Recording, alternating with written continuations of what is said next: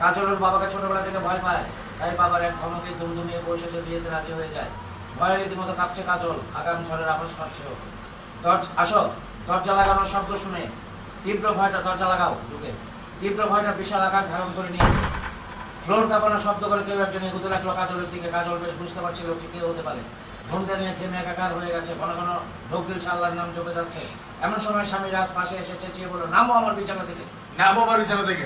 হুঙ্কার দিয়ে বলে কাজল চট করে মাথার ঘোমটা খুলে পিটপিট করে তাকায়। সামনে লোকটি রাগান্বিত চাহনি দিকে ভয় কেঁদে দেয় কাজল। কাঁদো কাঁদো গলায় বলল, আপনি আমাকে ভুল বুঝবেন না রাজ, আমি আসলে কাজলের কথা কেড়ে নিয়ে রাজ বলল, আমি সব জানি, আমি সব জানি।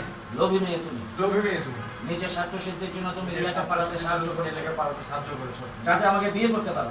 আমাকে বিয়ে করতে পারো। কাজল অবাক হয়ে বলল, না বিশ্বাস করুন, আমি আপনাকে বিয়ে করার জন্য কিছু করিনি। না বিশ্বাস করুন, না বুঝি কেন?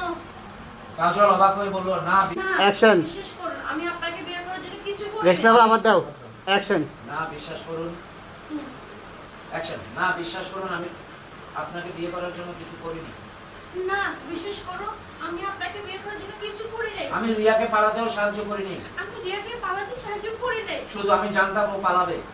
শুধু আমি জানতাম ও পালাবে।